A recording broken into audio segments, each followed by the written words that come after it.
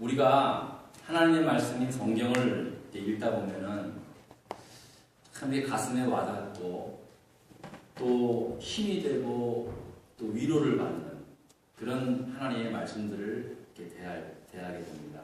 그때 많은 은혜가 있습니다. 그러나 때로는 정반대로 이게 하나님의 은혜가 되기는커녕 도대체 이런 말씀들이 있을까? 라는 의구심이 생길 정도의 도저히 이해가 안 되는 하나님의 말씀도 때로는 보게 됩니다. 실제로 제가 목회하다가 어떤 남자 목사님이 저에게 이런 말을 하는 걸 제가 들었습니다. 목사님, 저는 구약에 있는 하나님의 말씀들이 이게 성경 같지가 않아 보입니다. 저는 읽지도 않고 믿지도 않습니다. 그러는데 이유인즉은 구약 성경 보면은 전쟁 이야기들이 많이 있잖아요. 그리고 하나님 도체도 이방인들을 싹 죽여라는 말씀도 많이 있고 여호와 하나님께서 이게 도대체 여호와 하나님이라는 분이 너무나도 죽고 죽이는 어떤 끔찍한 전쟁 이야기를 통해 전쟁을 통해서 인간을 마치 통치하는 것 같은 그런 느낌을 받았다는 거예요. 어떻게 사랑의 하나님, 자비의 하나님이 어떻게 이렇게 무서운 하나님이 될 수 있느냐.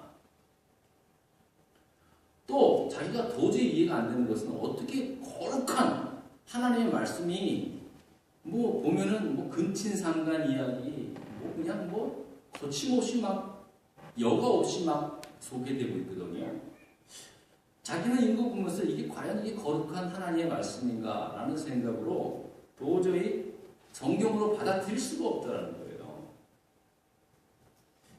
저는 사실 목회자로서 그 집사님이 왜 그런 말을 하는지 충분히 이해를 가고 또 누구나 저도 마찬가지였고 여러분들도 마찬가지고 성경을 쭉 읽어보면은 이런 생각들을 한두 번쯤 다 하게 됩니다.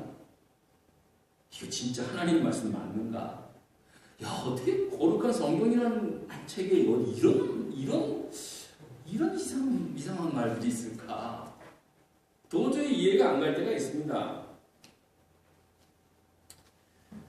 그러나 우리가 이해할 수 있고 다 깨달아 알 수 있는 말씀이 성경이라면 그것은 더 이상 우리에게 성경이 아니라 책에 불과한 책. 또 우리가 우리의 이성으로 이해할 수 있는 하나님이라면 그분이 어떻게 전지전능하신 하나님이 될 수 있겠습니까? 그저 우리보다 좀 뛰어난 분은 될 수 있어도 우리의 이성으로 충분히 이해할 수 있는 하나님이라면 그분은 절대 전지전능하신 하나님은 될 수 없습니다. 그러나 그렇다고 해서 우리가 이해하기 힘든 하나님의 말씀을 전혀 알지 못한다는 말은 아닙니다. 고린도전서 2장 13절에는 이런 말씀이 있습니다. 영적인 일은 영적인 것으로 분별하느니라 라는 말씀처럼 우리가 하나님의 영적인 질서와 의미로 우리가 이해하지 못하는 것들을 깨달을 수 있다는 사실입니다. 그저 그냥 눈에 읽은 대로 보이는 대로 읽으면 이게 도저히 알 수 없지만 영적인 의미를 통해서는 알 수 있다는 사실이죠. 제가 이 말씀을 드리는 이유를 아마 여러분들이 대충 눈치를 챘을 겁니다. 오늘 여러분들이 읽은 본문의 내용을 보면요, 이게 여러분 도대체 예수님의 말씀인가? 라는 생각이 들 정도로 너무나 다른 그림이에요. 너무나 다른. 평소에 예수님께서 말씀하셨던 것은 완전히 상반된 그런 내용이 소개되고 있습니다. 지금까지 생각하고 또 기독교의 그 복음으로 가르쳐 온 것과는 정반대의 내용으로 예수님이 이것도 말씀을 하고 있는 거예요. 뭡니까? 뭐라고 합니까? 첫 마디가 뭡니까? 내가 불을 던지러 왔대요. 불을.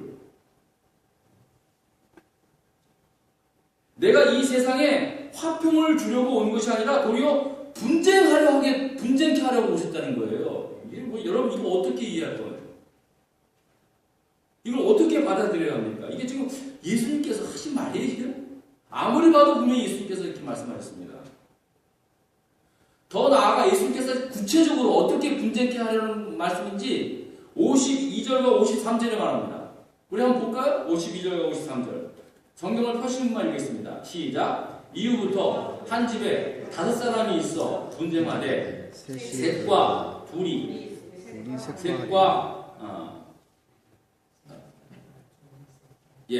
셋과 하리니 아버지가 아들과 아들이 아버지와 어머니가 딸과 딸이 어머니와 시어머니가 며느리와 며느리가 시어머니와 분쟁하리라 하시니라 라고 말씀합니다. 한 집에 5사람이 있는데 분쟁하되 셋이 둘이 셋 막 아버지와 아들, 아들이 아버지, 어머니와 딸이 어머니와 시어머니와 며느리가 막 분쟁하리라는 겁니다. 이게 여러분 예수님께서 하신 말씀으로 여러분 느끼십니까? 이게 이 말씀은 저도 사실은 이제 누가복음서를 계속해서 차례로 읽으면서 설교 말씀을 해왔기 때문에 사실 요 대목은 빼고 넘어가고 싶어요. 도저히 이해가 안 되는 그러한 말씀이라는 거죠. 아니, 예수를 믿으면 가정에 평화가 오고 복이 넘쳐서 더 행복하게 살게 된다고 해도 시원치 않을 판인데, 그래도 믿을까 말까 하는데, 아니, 예수님이 도리어 분쟁을 가져다 둔다면 이 세상에 예수 믿고 신앙생활 할 사람이 어디 있겠습니까? 아마 여러분들이 읽으신 이 말씀대로라면 지금 여러분들 가정에 아버지와 아들이 막 싸우고 어머니와 딸이 막 서로 얼굴도 안 보고 살고 시어머니와 며느리의 그 고부간의 갈등이 아주 그냥 뭐 만직창이 되신 분들은 성경대로 잘 사시는 겁니다. 계속 싸우세요. 집안의 분쟁이 가득한 가정일수록 이 성령 충만한 것이 됩니다. 오늘 말씀에 따르자면. 그리고 저는 막 싸우는 가정의 신방 가서 오늘도 이 가정에 분쟁이 있게 하심을 감사합니다 하는 기도를 할 수도 있을 것 같아요. 자, 여러분, 그러니까 적어도 여러분들이 오늘 이 말씀을 읽은 것은 그냥 있는 그대로 믿고 받아들일 수 있는 것은 아니라는 거죠. 문자적인 것 그대로 우리가 받아들일 수 있는 문제는 아니라는 거죠. 보통 보면 우리가 어떤 사건이나 사물을 보면 그저 눈에 딱 보여지는 것으로 말할 때 피나미너, 현상이라고 말하지 않습니까? 그리고 눈에 보이는 게 다가 아니라고 하듯이 보이지 않는 어떤 내면의 것들을 얘기하는 것을 의미라고 얘기합니다. 일반적으로 봤을 때 자연과학의 입장으로 봤을 때는 자연과학은 의미는 별로 신경 안 씁니다. 현상과 결과를 중요시 여깁니다. 나타나는 현상을 통해서 어떤 결과를 얻게 되는가, 이게 제일 중요합니다. 뭐 과학하시는 분들은 아마 동의를 하실 거예요. 그러나 그와 반대로 인문학적인 관점에 봤을 때는 현상보다 그 의미를 더 중요시 여깁니다. 아무리 현상과 결과가 엄청난 파격적인 것들을 가져왔다 할지라도 인간의 삶의 의미에서 볼 때는 도리어 정반대적인 해석을 가져올 수 있는 것이 인문학적인 해석입니다. 그게 의미입니다. 현상과 의미의 차이입니다. 그래서 항상 우리가 이 두 가지 측면에서 어떻게 보느냐, 어떻게 판단하느냐, 이것이 참 매우 중요하다고 그렇게 우리가 알고 있습니다. 자, 그런데 오늘 저와 여러분들이 읽었던 이 하나님의 말씀을 읽을 때 한 가지 더 해야 할 것이 있습니다. 하나님의 말씀을 딱 보았을 때 이런 현상과 의미와 더불어 영적인 분별력이라고 하는 이것이 있어야 온전하게 하나님의 말씀을 깨닫게 된다는 겁니다. 물론 이것도 영적인 온전한 분별력이 있다 할지라도 100% 하나님의 말씀을 다 깨달을 수는 없습니다만 그래도 가장 분별력 있게 해석이 가능해질 수 있다는 거죠. 간혹 가다가 저도 목사지만 때로는 문자 그대로 믿고 말하고 막 판단하는 사람도 있어요. 겁나요, 그런 사람들 보면.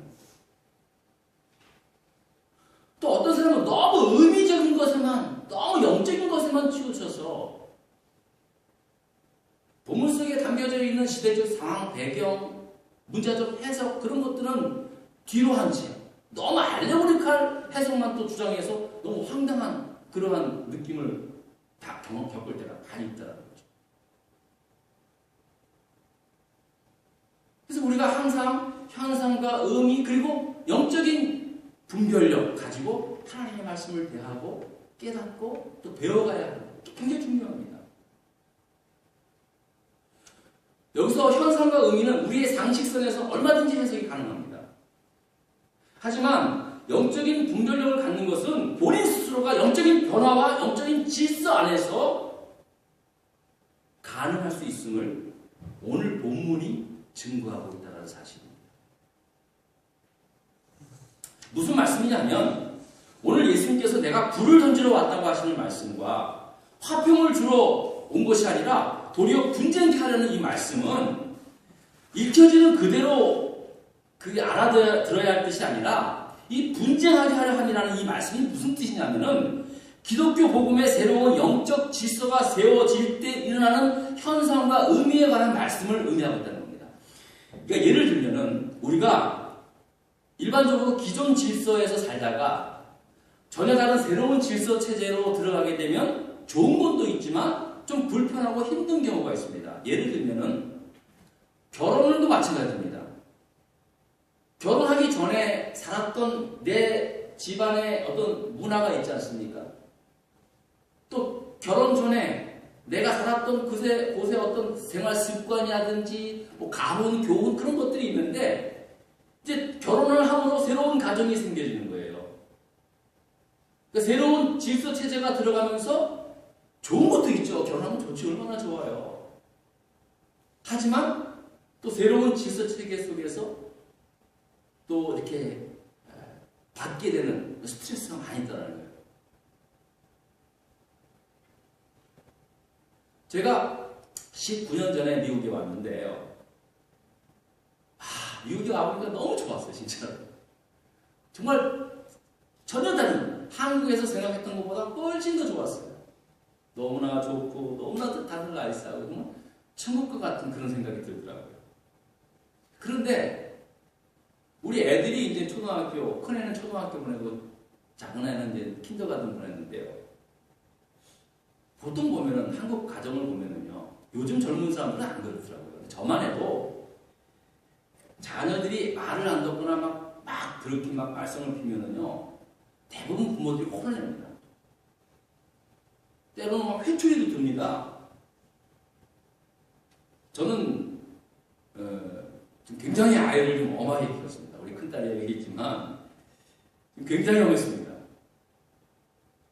또 성경에 보면은, 잠언에도 보면, 자녀 교육에 대해서만큼은 때로는 매서운 회초리를 들으라고 하고, 오히려 잠언서에 보면 회초리를 안 드는 부모가 잘못이라고 말씀하고 있거든요. 성경적 가르침은 자녀들을 매로 다스리라고도 가르치고 있는데 그렇게 과하면 안 되겠지만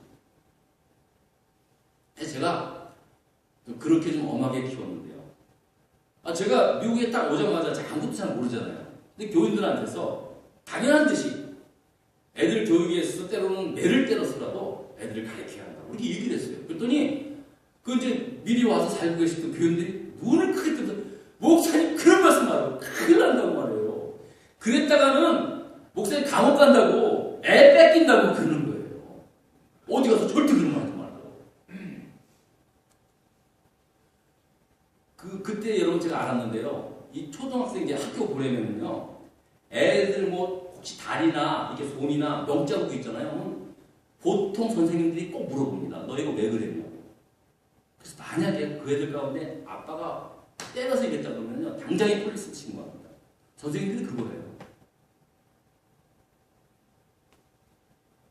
그러니까 그게 이해가 안 되는 거야. 아니 내 자식 내가 때려서 내가 교육시키는데 뭐 누가 뭐라 그러는 거예요. 지들이 뭔데. 내 자식 내가 사랑해서 내가 잘돼 인간 되기 위해서 그렇게 하는데 누가 뭐라 그래요. 왜 누가 자식을 빼앗어? 그래서 제가 오자마자 이제 그 교인들하고 그거에 대해서 좀 약간 실랑이가 있었어요. 좀 지나놓고 보니까 내가 잘못한 것을 했고요. 이 실제로 있었던 일인데요. 우리 큰애를 갖다가 제가 언젠가 또 좀 약간 발을 안 들어서 편초를 때렸어요. 근데 그 다음날 일어났는데 몇 자국이 있는 거예요. 학교 안 보냈어요. 그거 보내가지고 그 선생님 물어보고 나 감옥 가면 어떡해. 지금 안 보냈어요. 근데 그게 되게 불편하더라고요. 미국에 살기 좋은데 왜 자식 교육하는데 뭐 미국 왜 그랬지? 이게 이해가 안 되더라고요. 제가 무슨 얘기 하시는지 말씀드린지 아시겠죠? 자, 이렇게 기존 질서에 살다가 새로운 질서 체제 속에서 들어와서 생기는 좋은 것도 있지만 불편한 현실도 있다는 사실입니다. 그러니까 예수님께서 화평을 주러 온 것이 아니라 분쟁하려는 말씀은 이것은 무슨 의미냐면 새로운 영적 질서가 세워질 때 일어나는 일들에 대해서 얘기하는 거죠. 예수 그리스도의 복음으로 거듭난 개인이나 가정이나 국가는 처음에는 반드시 이런 새로운 영적 질서가 세워지게 되는데 그 영적 질서가 세워지면서 마치 불이 떨어진 것 같은 분쟁과 또 영적 싸움이 일어날 수 있음을 예수님께서 말씀하고 있는 거예요. 물론 분쟁 없이 아무런 분쟁 없이 예수님을 잘 믿고 복음화되는 경우가 있습니다. 하지만 대부분 우리가 살아가는 영적인 상황 속에서 볼 때 이전에 예수 믿지 않고 살았던 그 삶의 방식, 도덕적 기준들 이것들이 예수 그리스도께서 전해주신 복음, 그 하나님의 은혜 그것이 내 안에 새로운 질서로 바뀌어질 때 일어날 수밖에 없는 현상이라는 겁니다. 이런 과정 속에서 사랑하는 자기의 가족들 또 친구들과의 이런 분쟁 그런 아픔들 이런 것들이 일어날 수 있다는 것입니다. 물론 궁극적으로 이게 좀 지나면 결국은 다 화평과 화해와 은혜와 축복 속에서 변화되겠지만 그 과정에는 그런 역사들이 그런 일들이 일어날 수 있다는 사실입니다. 특별히 새롭게 처음 신앙생활 하려는 분들에게는 거의 다 그렇습니다. 처음 예수 믿는 사람 잘 모르잖아요. 근데 이미 믿어본 사람들은 알거든요. 저게 지금 악한 마귀의 장난인지 그걸 알거든요. 대부분 다 한 번쯤 신앙생활 하려고 보면은요, 내적인 갈등들을 경험합니다. 이상하게 부부끼리도 이상한 만큼 신앙생활 하는 데서 막 상처를 줍니다. 자녀들이 자꾸만 걸림돌이 되게 합니다. 그래서 여러분, 새로 교회에 나오신 분들은요, 목회자의 케어뿐만 아니라 여러분들의 케어도 정말 중요합니다. 그 목사 한 사람한테 다 책임을 떠맡기려고 하는 건 굉장히 큰 위험한 겁니다. 목사는 목회자 케어를 할 뿐만 아니라 여러분들은 그런 현상이 분명히 있음을 알고 계속 다독거려주고 케어해주고 함께 할 수 있는 이 분위기가 정말 중요하거든요. 여러분들도 한번 많이 생각해 보십시오. 여러분 처음 예수 믿을 때 아주 스무스하게 믿게 됐습니까? 아니에요. 신앙생활 제대로 하려고 하면 꼭 무슨 일이 일어나요. 애가 아프거나 남편과 싸우거나 뭐 어떤 일들이 일어나거나 참 문제가 일어나요. 그게 순간적으로 내가 교회 다녀서 그런가? 아니 그런 사람들이 많이 있다니까요.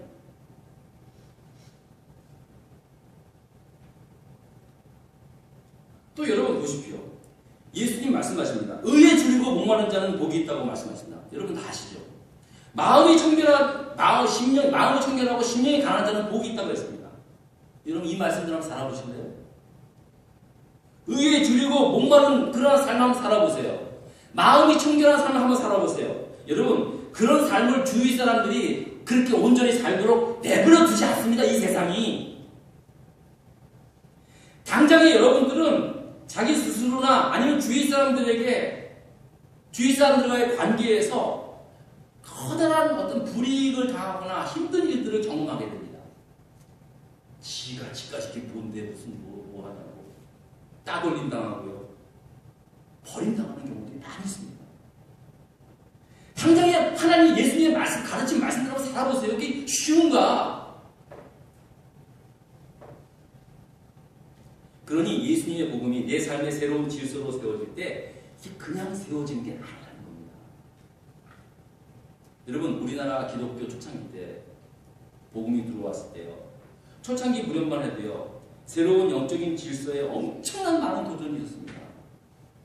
선교사님들이 막 생명의 위협을 느끼고 실제로 또 선교사님들 가족들이 풍토병에 죽어나가고요. 쉬운 가정이 아니었습니다. 또 여러분 아마 여기 계신 분들은 아마 알 거예요. 예수 믿는 며느리가 집안에 들어오면 그 집안은 당장에 다 망하는 줄 알았어요. 예전에 유대 그 가문에 있었던 유교 가문에 있었던 사람들은요 그렇게 알았어요. 예수 믿는 며느리 집에 들어와서 집안 망한다고. 그래서 며느리를 교회에 못 나가게 하려고 얼마나 많은 핍박을 했는지 몰라요. 남편 되시는 분이요 자기 아내가 몰래 새벽기도 나간다고 아예 그냥 머리를 싹 자르는 그런 사람도 있었어요. 이게 여러분 이게 실질적으로 3, 40년 전에 있었던 일이에요. 1970년대 후반까지만 해도요 실제로 교회에서 보자기 싸고 오신 분들이 있었어요. 정말로 남편이 교회 나가는 거 반대해서 머리 자른 그런 분도 있을 테니까요. 집안이 예수 믿는 며느리 하나 때문에 발칵 뒤집어집니다. 남편과 분쟁이 일어나고 시어머니와 갈등이 너무나 커서 쫓겨날 판이 됩니다. 사실 이 정도면 이 정도 어려움을 당하면은요 그만둘만 하잖아요. 근데 또 그때 어머님들은요 죽으면 죽을 일사각오예요. 목숨 걸고 신앙생활을 했어요. 그렇게 신앙생활 하시는 분들을 저는 그때 중학교 때인데요 많이 봤어요. 정말 실질적으로. 그때 교회 나오신 분들 편히 교회 나오신 분들 없었어요. 무릎바닥에 꿇어앉고 울면서 우리 남편, 우리 시어머니, 우리 시아버지 변화시켜달라고 기도하시는 그런 집사님들이 많았어요. 요즘 같으면 그런 핍박을 받으면서 교회 나올 사람 어디 있습니까? 근데 그런 핍박을 견디면서 교회 나오는 며느리들 그런 분들이 우리나라 교회의 초창기 때 너무나 많았습니다. 근데 어떻게 됩니까? 성령의 불이 그 가정에 떨어졌는데 처음에는 그런 분쟁과 그런 아픔이 있지만 결국 그 며느리의 그 헌신적인 사랑과 그렇게 구박을 하고 그렇게 핍박을 했는데도 불구하고 그저 며느리로서 그냥 기도하면서 참고 끝까지 사랑으로 섬기며 그러다 보니까 나중에는 남편이 돌아오고 시어머니, 시아버지가 교회로 예수 믿게 되고 친척들까지 다 예수 믿게 되는 그런 가족 구원의 역사가 우리나라 기독교 초창기에 얼마나 많은지 그런 스토리는 너무나 많아요, 여러분. 아마 그런 경험을 가지고 있었던 분들은요, 오늘 이 말씀을 보면 그냥 이게 무슨 말이구나 알아들어요. 그러므로 여러분, 기독교 신앙이라는 것은 새로운 영적 질서를 내 삶 속에 세워가는 것을 말합니다. 그 과정에서 때로는 분쟁이 있을 수 있습니다. 가장 사랑하는 사람들로부터 핍박을 당할 수 있습니다. 가장 소중한 것과 이별을 해야 할 경우가 있습니다. 내적인 갈등과 분쟁을 경험합니다. 그러나 그 과정을 거치고 나면 그 전에 질서 속에 살았던 삶과는 비교도 안 되는 그러한 새로운 영적인 은혜와 질서 속에서 새로운 삶을 살아가는 거예요. 그래서 보라! 나의 옛사람은 후패하나 나의 속사람은 날마다 새롭더라고 말씀하고 있는 거죠. 그리고 이러한 새로운 영적 질서들을 우리 가정과 교회에 나아가서는 우리 나라와 민족 속에 세워가는 것이 이게 복음화입니다. 교회에 얼마나 많은 사람들이 모여있는가? 우리나라 인구의 몇 분의 몇이 교회 나가는 기독교 신자인가? 그것 숫자로 판단해서 복음화 됐냐 안 됐냐 그게 제일 어리석은 거예요. 제일 미련한 거예요.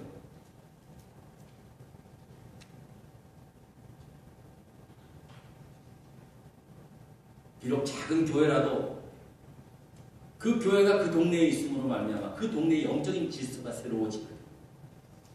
그게 진짜 교회예요. 그런 게 복음화예요. 그게 하나님 나라의 확장이에요.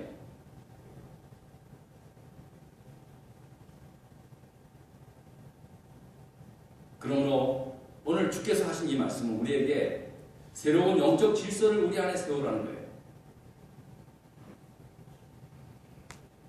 그리고 이러한 영적 질서를 세워가기에 있어서 힘들고 어려운 일을 만나더라도 낙심치 말라는 겁니다. 내 안에 예수 그리스도의 생명의 복음으로 이렇게 새로운 영적 질서가 세워질 때 결국 예수님께서 그 다음에 말씀합니다. 이 세대를 분별할 수 있는 사람이 될 수 있음을 말씀합니다.